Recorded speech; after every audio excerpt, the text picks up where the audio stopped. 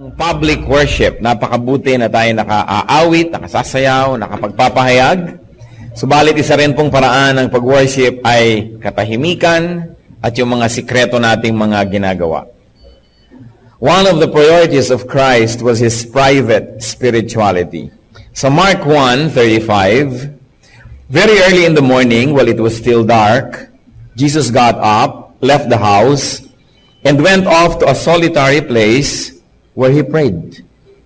Nakikita po natin ang pagpapahalaga ng Panginoon sa tahimik na pagsamba, sa private worship. Christianity and Christians also find a lot of strength and power in private spirituality, in secret worship. Ang atin pong pag-aaral ngayon, pinamagatan nating Secrets that Jesus Loves. Heavenly Father, we pray that You may be our speaker today. Lord, ano man po ang maaring hadlang na inilagay ng kaaway upang kami mapagpala Nyo sa pangalan ng Panginoong Hesus ay aming ibinubuwag, aming nilalampasan through our faith in Your Son, Jesus. Whatever malicious plans the evil one had made against His assembly, we destroy and frustrate by the power of the Lord Jesus. And we put ourselves under Your protection, O Heavenly Father. Your name is the banner that rings, that is in our heart, O Lord. This is the banner that flies from our hearts. Your name, no other name, but the name of Jesus, O Lord. At ang aming kahilingan, Panginoon, kayo po maghari sa dakong ito. Maghari kayo sa aming kalagitnaan at higit sa lahat, maghari kayo sa aming puso. Kung meron mang mga kapaitan, mga takot, mga karamdaman, kasalanan, anumang maaaring maging hadlang para kayo tuloy-tuloy ang makapagpala sa amin, Panginoon, sinusuko po namin sa inyo. Ipatawad niyo po ang aming mga kasalanan. Bigyan niyo po kami ng kalakasan at turuan niyo kami, Lord, na sa inyo lamang magtuon ang aming paningin. Teach us, Lord, to bring every thought captive to the name of Your Son, Jesus. And this is what we like to do. We like You, Father, to move within our midst, to accomplish Your holy purpose, to do Your will. And may You purify even our motives for being here today. Ano mang nakikita niyo, Lord, na mga kagustuhan namin na hindi ka nais-nais, inyo, Panginoong, puksain sa liwanag ng inyong kaluwalhatian. At kami na pasasakop ng lubos sa inyo, asking You, do Your will in our midst.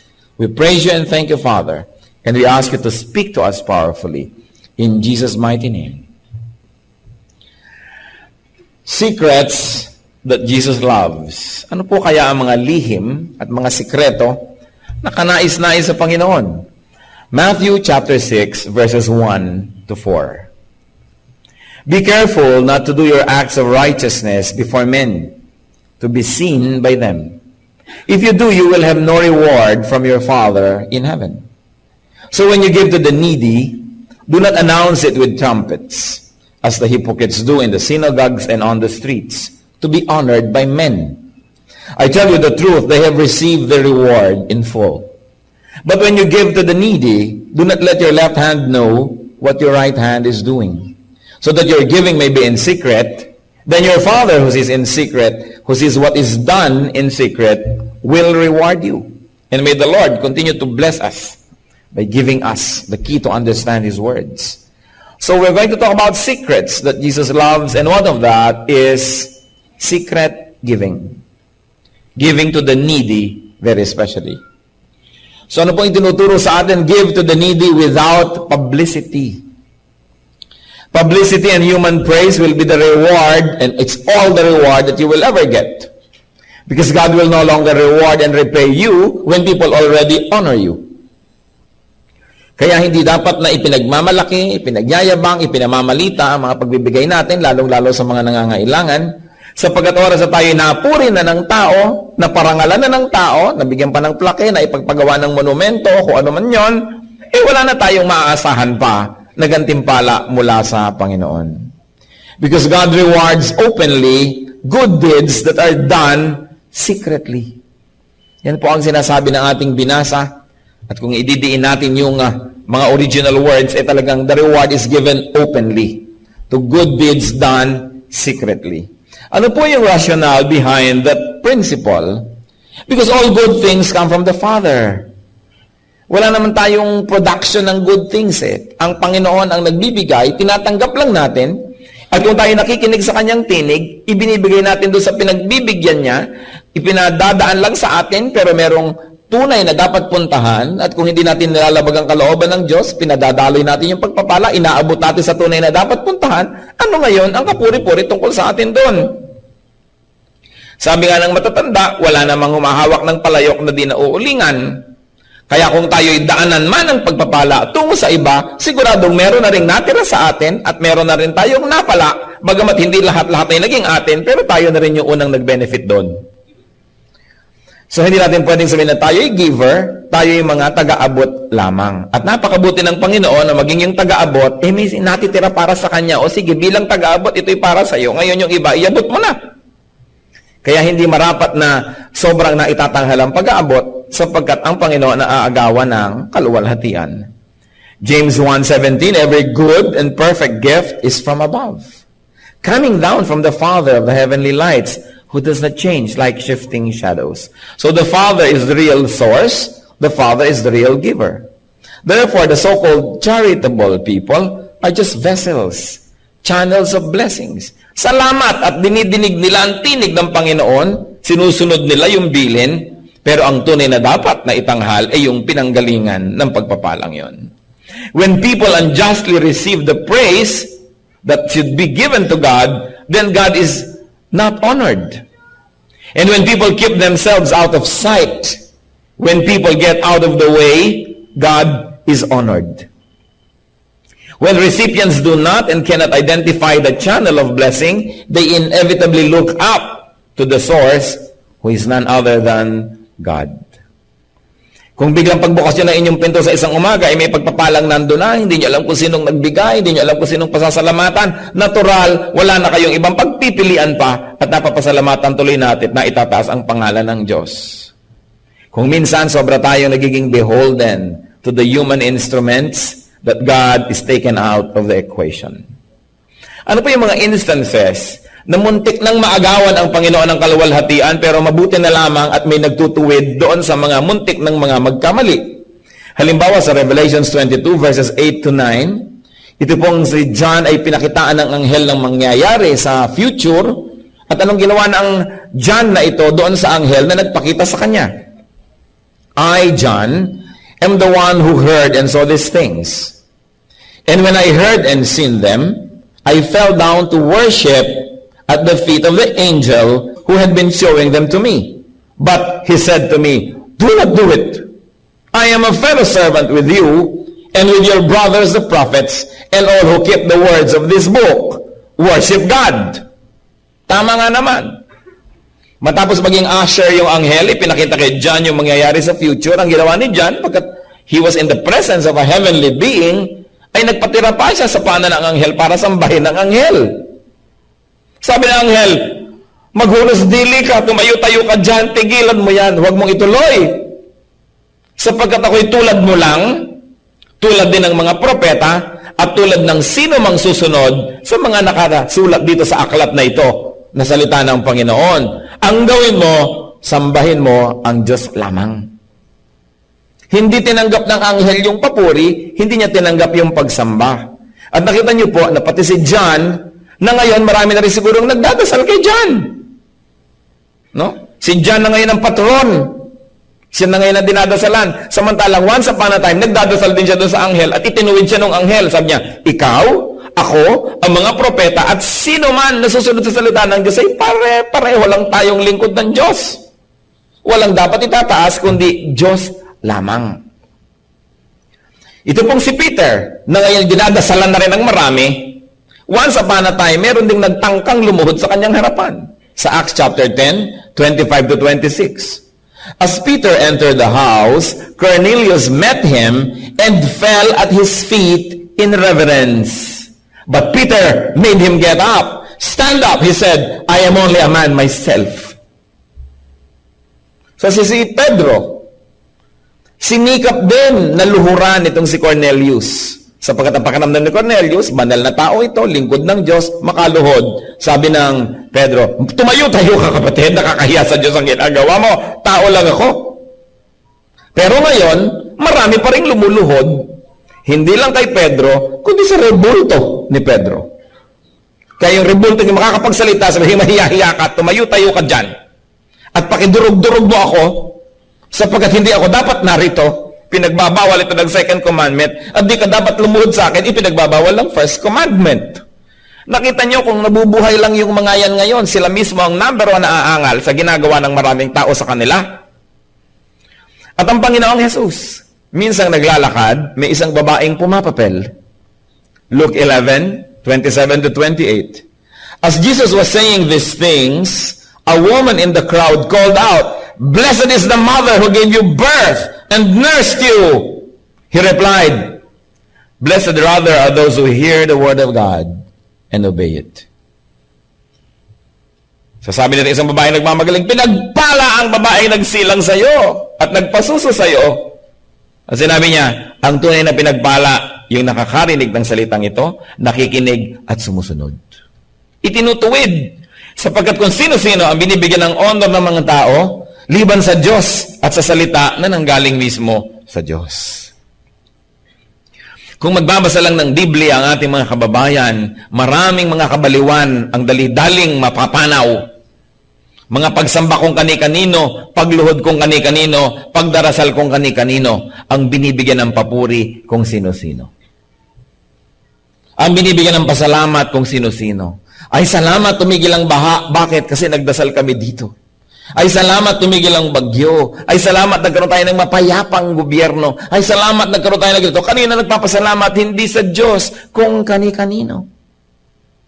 Kaya di naman matapos-tapos ang mga pasanin na inihahampas sa atin ng langit sapagkat hindi tayo kumikilala sa tunay na dapat kilalanin. When God is honored, when truth operates, God blesses. Sapagkat ang karangalan ay para lang sa Diyos. Siya lang ang bagay tumanggap ng ganong mga bagay. Ngayon po, kailan ba maaaring halimbawang magbigay ka na nakikita ng iba? Kasi ang sinasabi natin, nagbibigay tayo na hindi ka tayo nakikita ng iba. Kaya pwede na nagbibigay ka ng hindi nakikita ng iba? One is giving to the needy, to instruct, or to inspire, or to set an example. Halimbawa, nagbibigay kayo sa mga nangangailangan, nakikita ng inyong anak, nakikita ng mga bata, di mabuting nakikita nila para nagkakaroon ng halimbawa. O nakikita tayo ng iba para naman tayo itularan, para makita rin nila, ma-inspire din sila, pero wala tayong mga iniisip to promote ourselves. But at the least, we allow our good deeds to be seen so that they may become good examples to others. And also, kung minsan, yung mga good deeds natin, ina-announce natin to promote order. Halimbawa, magdodonate kayo sa isang church, sa isang institution, hihingi kayo ng resibo. Hindi dahil gusto nyo mapalagay ang pangalan nyo sa resibo, hindi dahil gusto nyo purihin ang inyong sarili, kundi para magkaroon ng kaayusan. Baka naman yung pinag-abutan ninyo, hindi na makarating doon sa kaban, yung dapat na makarating doon, kaya hihingi tayo ng resibo, hindi masama yun. And I urge Christians, whenever you give, lalong-lalo hindi kasabay ng collection o ng offering, individually, ibinibigay-bigay, huwag kayong abot ng abot kung kani-kanino. At dapat humingi kayo ng receipt para merong kaayusan. Yung iba kasi sobrang polite, teka po, igagawa ko kayong receipt, wag na, may tiwala naman ako sa'yo. Hindi naman yung pagtitiwala nyo o kawalan ng tiwala ang pinag-uusapan, kundi para may kaayusan. Kaya hindi rin natin itinatago, may public offering, nagbibigay din tayo, kasi public collection, alam naman isa-isang mag-abot, di ang haba na ng istorya nun. So, to promote order, it's also not so bad, no? Not bad at all, na makita rin ng iba. And of course, it is not bad to be seen when there is no intention to glorify ourselves. Kaya sasabi sa 1 Samuel 16 verse 7, the Lord looks at the heart. Sa puso naman natin tumitingin ang Panginoon. So there are actions that have to be made public to set an example or to instruct. So what is good whenever it comes to giving? It's good whenever there's a giver and a recipient. It's good. But what is better? When the giver is unknown, it is better. And what is best? When even the recipient is unknown to the giver. Na nagbibigay tayo na hindi ka nagbibigay na alam mo yung binigyan. Kaya tuloy kung minsan may superiority complex ka na rin. Nagde-demand ka na rin ng special treatment. Kasi binibigyan mo. Akala mo na rin kasi ikaw yung nagbibigay. Pero siyempre, you don't throw naman your good things in the air at bahala na kung kanino mapunta yon. Hindi ganon. But sometimes there are institutions we can trust. Na ito po ang gusto kong itulong kung kaninong nangangailangan, kayong nakakaalam kung sino yon, kayo kailangan magparating. Maski hindi ko na malaman kung sino yun. Pero kailangan siyempre napatunayan na ng institusyon na katiwa-tiwala naman na gawin ang ganung mga transaksyon. So, secret giving is honorable to God. What else? Matthew 6, verses 5 to 6. And when you pray, do not be like the hypocrites. For they love to pray standing in the synagogues and on the street corners to be seen by men. I tell you the truth, they have received their reward in full. But when you pray, go into your room, close the door, and pray to your Father who is unseen. Then your Father who sees in what is done in secret will reward you. And may I be emphatic, this is the Lord Jesus speaking. Pati po yung ating binasa kanina na tungkol sa secret giving. Ito yung tinatawag na Beatitudes ng Panginoon, yung kanyang mga sermon na galing yan mismo sa kanyang labi. So what other secret is loved by Jesus? Secret prayer. So do not pray for the sake of publicity. Do not pray for the sake of show. Those who are recognized, praised, and honored by people because of praying will get only that, human recognition. Wala nang hihigit pa ron, yun na. Pag napuri ka ng tao, uy, siya madadasalin, uy, siya ay banal. Naku, purihin ng Panginoon, madasalin itong kapatid na ito. Napuri ka na ng tao, wala ka na dapat antayin na papuri pa mula sa Panginoon. So what can we learn? Is to value private prayer. We should pray privately. To pray secretly. Those who pray secretly will be rewarded openly by God. Makikita ng tao na talagang nire-reward ka ng Panginoon, bine-bless ka. Hindi maitatago, hindi maikukubli. And what's the rationale behind this? People who pray publicly and openly usually get the credit. They usually get the honor. And then usually, people become dependent on them. Ay, naku, wala pa ang ating mga prayer warrior, paano na kaya tayo? Ay, naku, wala yung mga prayer leaders natin, paano na kaya tayo? Bakit wala ba yung Diyos? Pag may isang taong gustong mag-pray, nandun naman ang Diyos na pe-prayan, di kumpleto na ang mga pangangailangan. But sometimes, self-styled prayer leaders and prayer teams can make themselves look so indispensable that people now forget that there is God.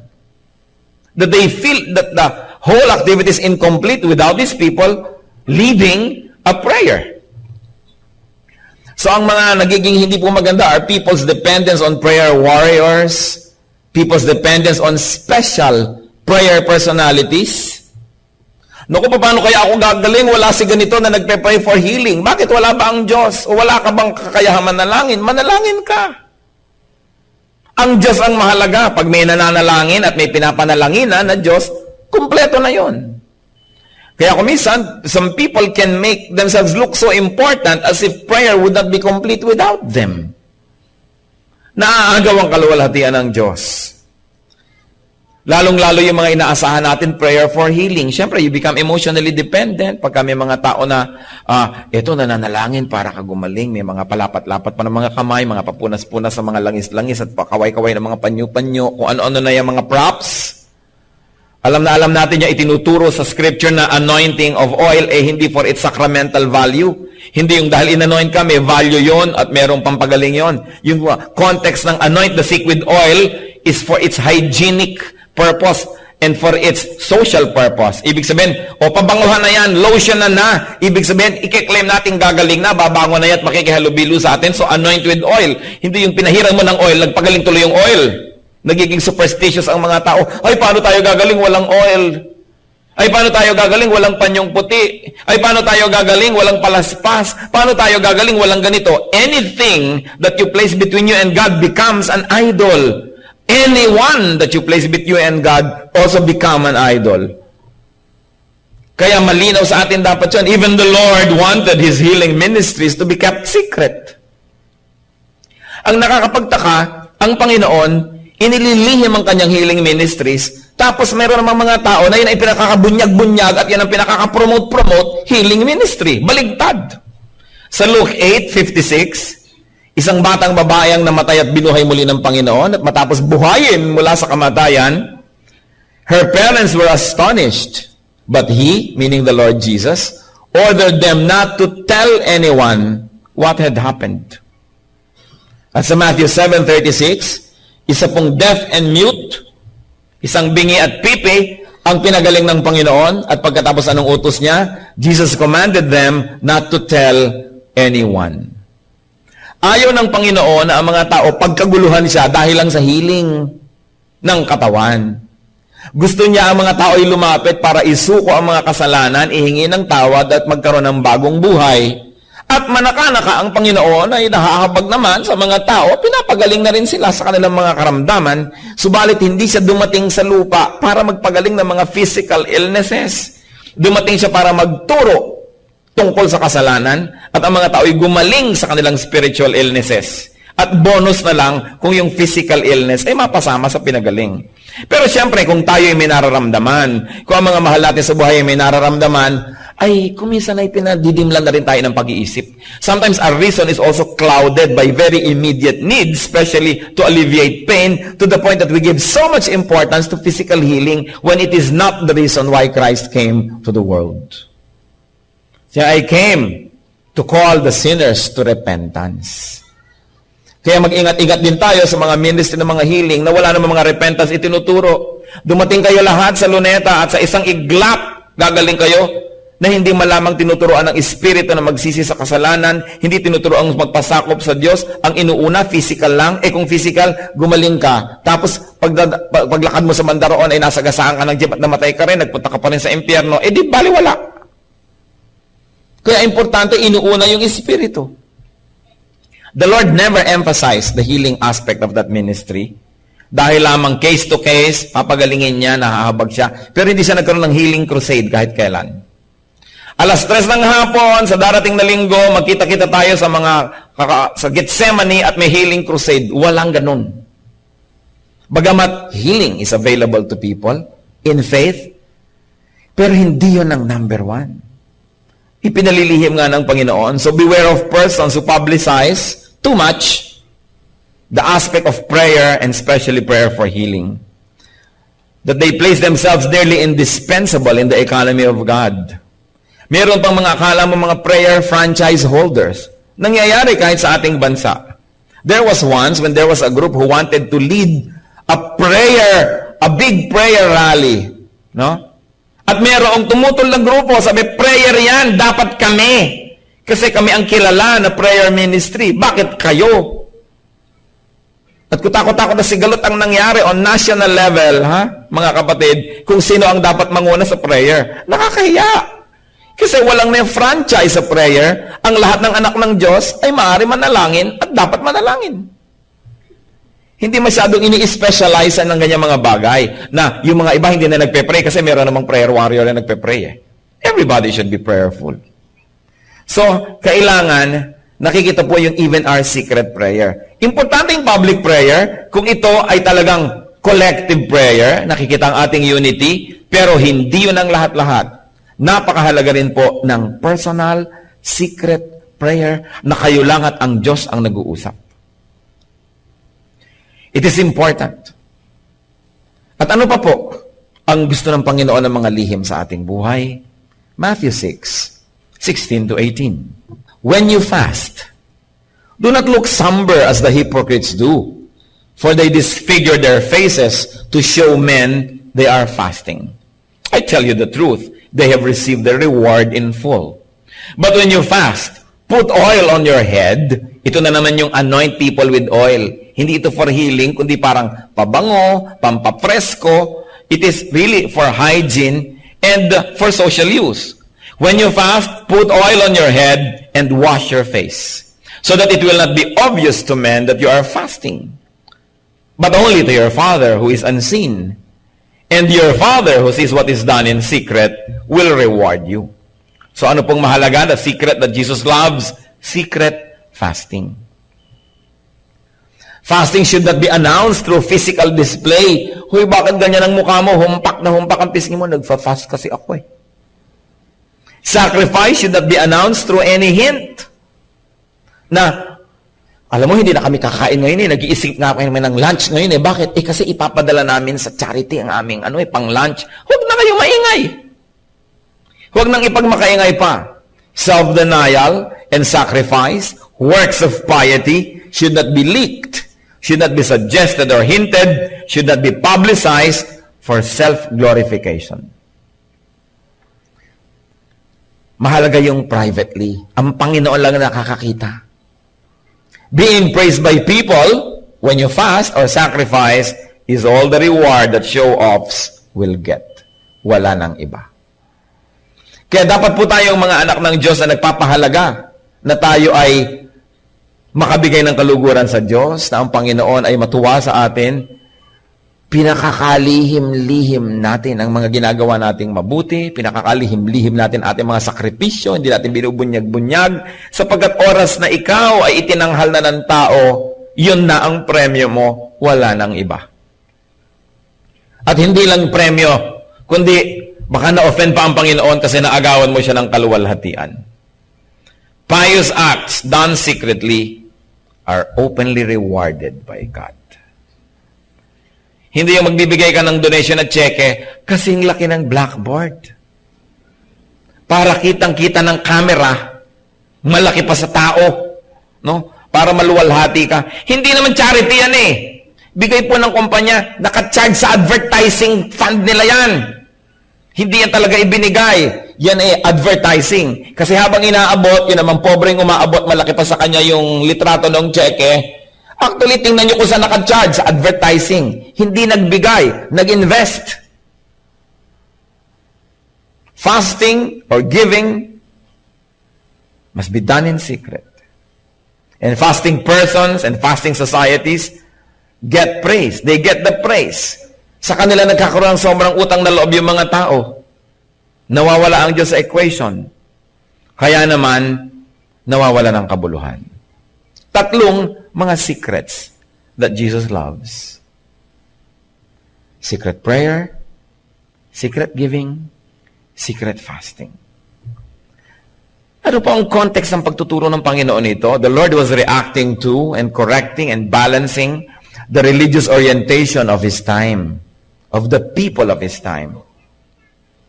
The people have become too public and showy. They have become performers. Religion has become a show. And people have become pleasers of men. There was too much emphasis to public and outward religiosity. Puro na lang pang outward. Ano ang isusuot ng mga pare?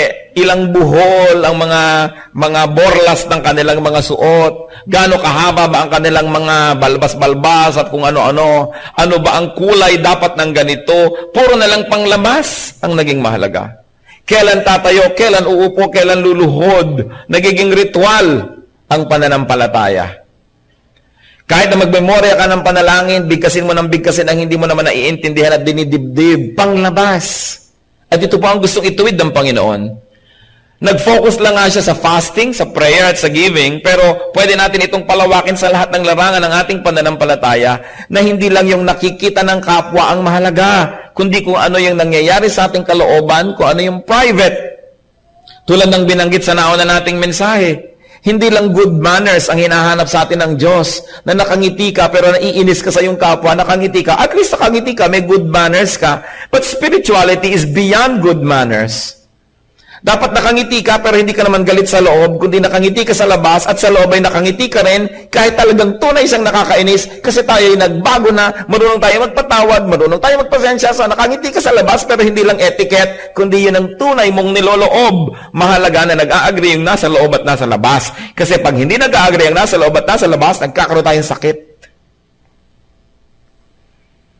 Nagpapanggap ka. Sobra ang stress ng iyong buhay. Ngayon ang sasabihin niya, hindi na ako magpapanggap, talagang kakalmutin ko na yung kinakainisan ko. Hindi naman.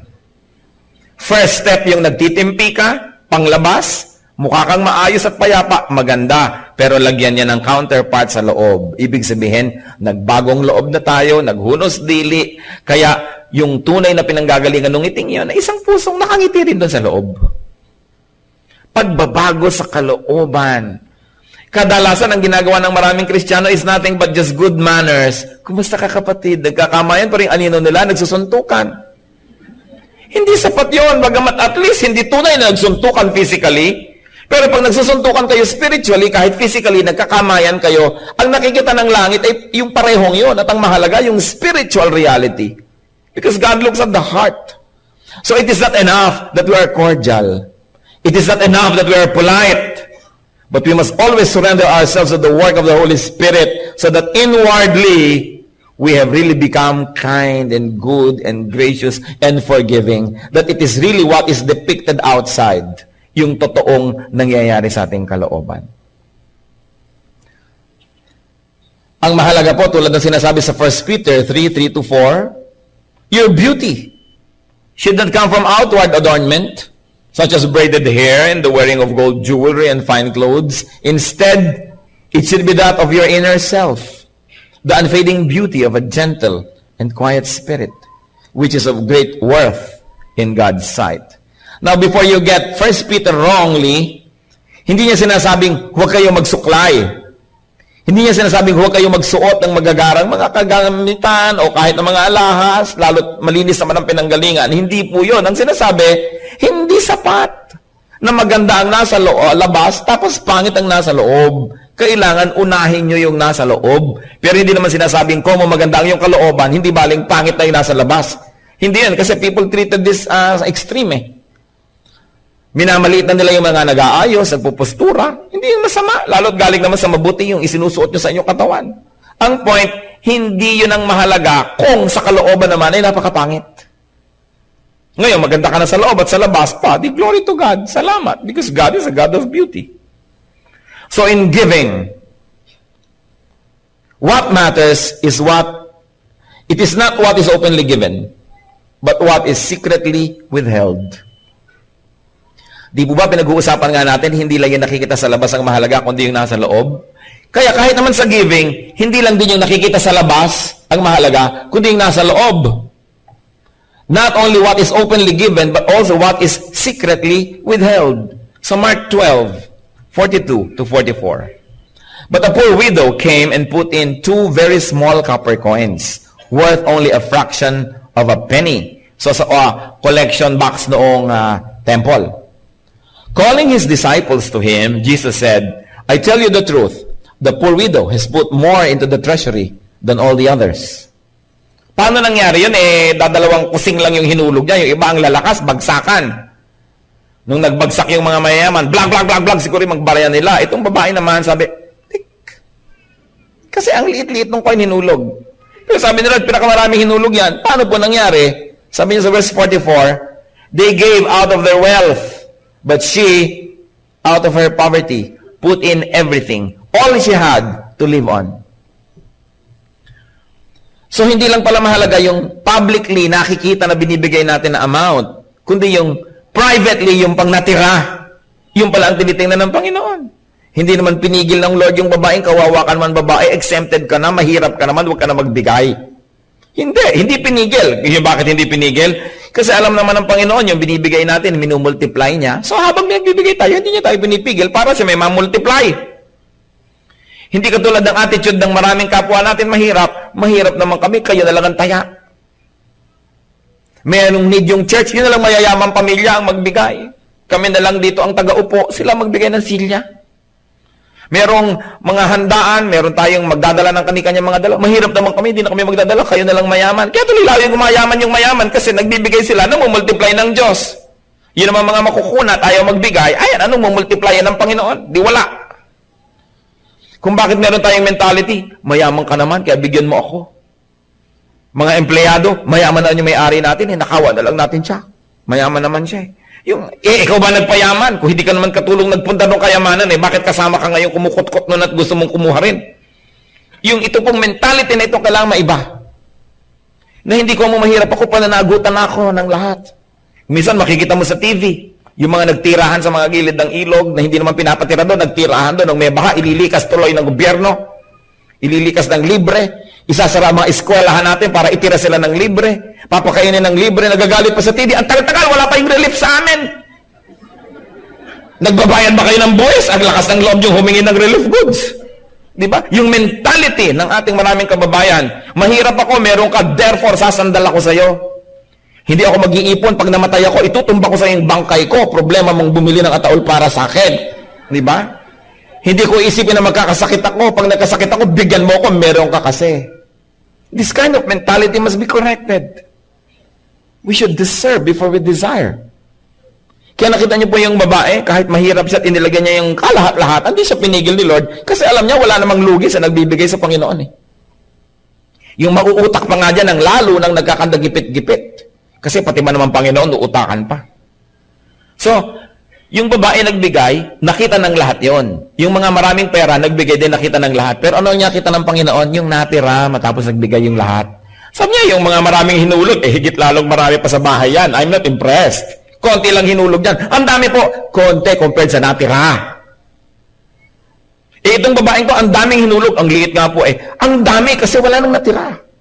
So nakita niyo, tinitingnan ng Panginoon, yung private, yung secret, yung nakalihim sa mata ng mga tao. Christ was emphasizing the importance of inner, quiet, and personal spirituality. Ano po ang ating buhay? Kumusta naman? Is our open religiosity matched by and grounded on and energized by our inner spirituality?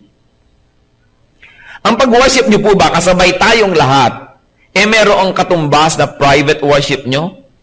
Sa inyong silid, sa inyong bahay, sa ilalim ng puno, kung saan man na, kayo lang ng Diyos sa nag-uusap, nag-worship kayo. Ang atin pong public prayer na tayo, lahat ay yumuko, ipikit ang mata at magdasal at sabay-sabay naman tayo. Meron po ba kayong panalangin na private lang? Kayo lang ng Diyos ang nag-uusap. Mahalaga yun. Ang ating mga ginagawang mga kabutihan sa panglabas, naroon ba't may katumbas doon sa loob? These are the secrets that Jesus loves. Giving, praying, fasting, or sacrificing. God looks at the heart. God looks at what's inside. And God looks at what is secret. So let us use our energy not in hiding what we are, but in becoming what we should be. Dapat tayo po mga anak ng Diyos, maging totoo sa loob. Sapagkat ang spiritualidad natin ay hindi isang palabas, hindi siya show business, dapat ito po ay spiritual, totoo sa loob. Let us continue to nourish our spiritual and private spirituality. Mahalaga na nagtitipon-tipon tayo, nagkikita-kita, maraming group activities. Kasing halaga rin po nun, private spirituality, private prayer, private devotion, private reading of God's Word, private worship. Kaya napaka-importante sa ating paglagong espiritual. Ama naming Diyos, tunay nga you are God of balance.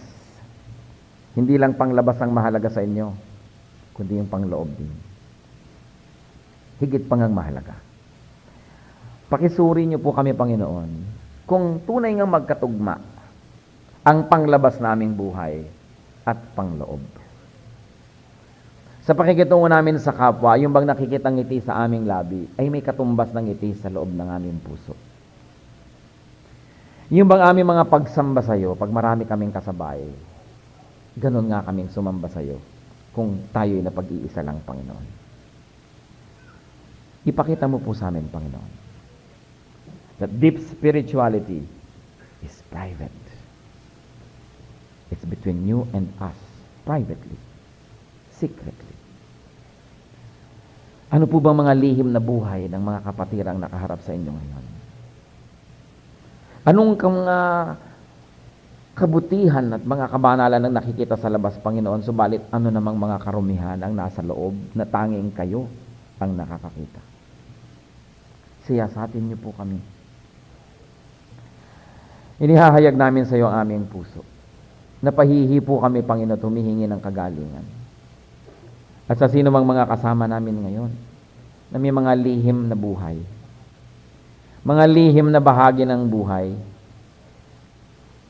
nawa, Panginoon, ang mga lihim na ito. Tapunan mo ng iyong liwanag. Sunugin mo ng apoy ng iyong kapangyarihan. Mga lihim na masasama at di tama. Mga lihim na nakahihiya. Mga lihim, Panginoong, iniingat-ingatan. Lampas-lampas ang tingin mo sa amin, Panginoon. Wala kaming maitago sa inyo, ni ang aming iisipin pa lang ay alam nyo na. Doon kayo mag-minister sa amin, Panginoon. Makita mo na wag doon kami lubos na napapasakop sa inyo, doon sa private life, sa private thoughts, sa aming private moments. Nais namin kayong sambahin, kasama man o hindi ang mga kapatiran. Nais naming maging matuwid, may nakatingin mang kapwa-tao o wala. Sapagkat unang-una, nais naming maging matuwid sa inyong paningin. Wala kaming bundok na maaring akyatin, wala mga libis kaming maaring puntahan, walang mga malalalim na dagat na maaring kaming sisirin na wala kayo doon. Kaya wala rin kaming mapupuntahan at makapaggagawa ng kasalanan di ninyo alam. Panginoon, nawa, kumilos ang Espiritu niyo sa aming buhay. Ipakita niyo sa amin ang kalagayan ng aming private worship, ng aming private spirituality. Yung kayo lang ang nakakakita. At nawa, doon pa lang, maging kalugod-lugod sa inyo. Ipatawad mo, Panginoon, sa amin ang mga bahagi ng aming pamumuhay na di ka nais-nais, bagamat lihim. Hindi bagay sa iyong mga anak kami mga iniingatang mga madidilim na lihim, sapagkat kami mga anak ng kaliwanagan. And if we walk in the light, as you are in the light, we have fellowship with you and with the brethren. Ituro mo sa amin, Panginoon, ang kahalagahan nung totoo, noong panloob, noong pangsarilinan lamang natin. Mga kapatid, patuloy tayong manalangin sa Panginoon. Humingi tayo ng pagkilos niya. Kung meron sa ating mga nagtitigas-tigasan ng puso, may mga lihim na compartment ang buhay natin, mga lihim na mga relasyon, lihim na mga gawain, lihim na mga hangarin, hindi ka nais-nais sa Diyos, isuko lahat ito. Hindi naghahabol ang Diyos ng panglabas na relihiyon. Ang hinahanap niya, personal na kabanalan. Hayaan ang Espiritu ng Diyos humipo sa ating lahat. Kahit sa palagay natin tayo'y tama at matuwid, walang tunay na matuwid sa harapan ng Panginoon. Patuloy tayo magsuko. May the Spirit of the Lord search our inmost being. And may we find refinement through the fire of the Holy Spirit. Let's be alone with the Lord for a while.